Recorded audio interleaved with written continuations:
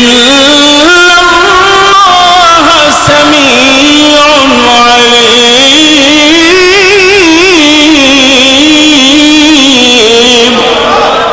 আল্লাহ বলে বান্দারা খবরদার, ইয়া আইয়ুহাল্লাযীনা আমানু, এই আমানুর মধ্যে আমরা আছি না নাই? দুনিয়ার শুরু থেকে লাগে নিয়ে কিয়ামত পর্যন্ত যত মানুষ আসবে আল্লাহর প্রতি বিশ্বাস স্থাপনকারী, আল্লাহর ইমানদার বান্দা, মুমিন বান্দা, যারা নিজেদেরকে মুসলমান দাবি করবে, ইমানদার দাবি করবে, সবার নাম এই আয়াতের মধ্যে এসে গেছে, ঠিক কিনা? আল্লাহ এই সমস্ত মানুষদেরকে সকলকে ডাক দিয়ে একসাথে একত্রিত করে বলছে, আমানু লা তুকদ্দিমু বাইনা ইয়াদাইল্লাহি ওয়া রাসূলিহি। হে আমার বান্দারা, তোমরা কখনো কোনোদিন আমি আর আমার নবীর সামনে আগে বাড়ানোর চেষ্টা করো না, আমার নবীর সামনে যাওয়ার চেষ্টা করো না, আমার নবীর কথার উপরে কথা বলার চেষ্টা করো না। আমার নবী যে শরীয়তের বিধান নিয়ে আসছে, যে বিধানগুলি তোমাদের সামনে বলছে, সেই বিধান নিয়ে তোমরা টানা হেঁচড়া করো না, সেই বিধানকে মেনে নাও, নিজের মন গড়া কোনো কথা বলো না, ঠিক কিনা? আজকে তো এক দল আছে আমাদের বাংলাদেশে, নাম দিছে, নিজেদের নাম দিছে আহলে কোরআন। এদের দাবি হলো হাদিস দরকার নাই। নাউজুবিল্লাহ। কত বড় ষড়যন্ত্র হইলে হাদিস দরকার নাই মানে কাকে বাদ দিতে চায় বলে? বুঝেন না আমার ভাষা? বুঝতেছেন সবাই নাকি চায়না ভাষা দিয়ে কইতাছি? বুঝতেছেন তো? মিল আছে তো? যে কথা বলতেছিলাম, আল্লাহ তাআলা বলেন যে আমার নবীর হাদিস অস্বীকার করা মানে কি নবীকেই অস্বীকার করা, ঠিক কিনা? কারণ হাদিসগুলা কার বাণী? নবীর বাণী। নবীর বাণীকে হাদিস বলা হয়, আল্লাহর বাণীকে কোরআন বলা হয়। কোরআনও লাগবে, হাদিসও লাগবে, নবীর সুন্নতও লাগবে। নবীর আদর্শ ছাড়া কেউ খাঁটি ঈমানদার হইতে পারে।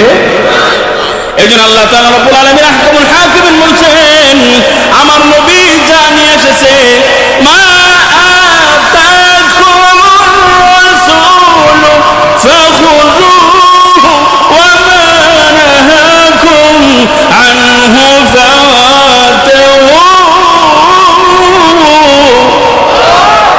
আমার নবী যা কিছু নিয়ে আসছে সব মেনে নেওয়ার নাম হলো ঈমানদার, ঠিক কিনা?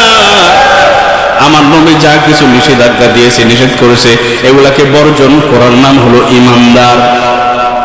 তাহলে নবীর হাদিস যারা বাদ দেয় তারা কেমন যেন সূক্ষ্মভাবে নবীকেই বাদ দিতে যায়, ঠিক কিনা? যে সমস্ত বেঈমান, যে সমস্ত বিয়াদবরা নবীকে বাদ দিতে চায়, নবীকে খাটো করতে চায়, আমরা তাদেরকে মানি না, ঠিক কিনা?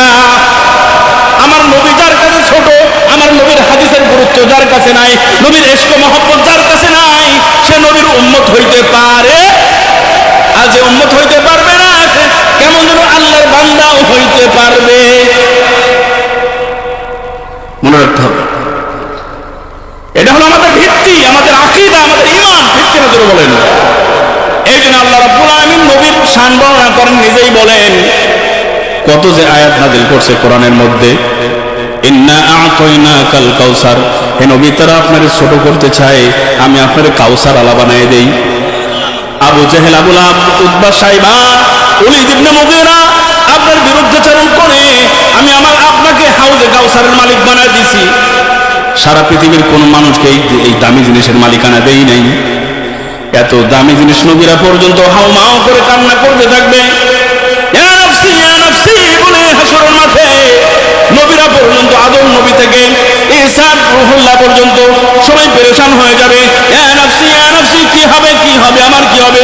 আর এমন বিপদের দিনে, এমন মুসিবতের দিনে আপনি রাজার ভূমিকা পালন করবেন, বাদশার ভূমিকা পালন করবেন, সবাইকে নিজে হাতে হাউজে কাউসারের পানি পান করাবেন। যে সময় নবীরা বেদিশা হয়ে যাবে, নবীরা পেরেশানি হবে, তখন আপনি বাদশাহী দায়িত্ব পালন করবেন। আপনি খালি হুকুম করবেন, লক্ষ লক্ষ কোটি কোটি ফেরেশতারা আপনার হুকুমের গোলামি করবে, আর হাজার লক্ষ লক্ষ গ্লাস হাতে করে তারা উম্মতদেরকে পানি পান করাবে। সুবহানাল্লাহ। কোন উম্মতদেরকে পানি পান করাবে? হে নবী, আপনার আনিত বিধানকে যারা মেনে নিয়েছে, আপনার দেয়া বিধানকে যারা গ্রহণ করে নিয়েছে, আপনার আদর্শকে, আপনার ভালোবাসাকে যারা জীবনের মধ্যে লালন করেছে, গ্রহণ করে নিয়েছে, তাদেরকে বেছে বেছে দেখে দেখে হাউজে কাউসারের পানি পান করায় দেন। আর যারা আপনার সাথে বেয়াদবি করছে, আপনার সুন্নাতের সাথে বেয়াদবি করছে, মুনাফিকি করছে, এই বেয়াদবদেরকে ঘাট ধরে ধরে হাসরের মাঠ থেকে তাড়ায় দেয়।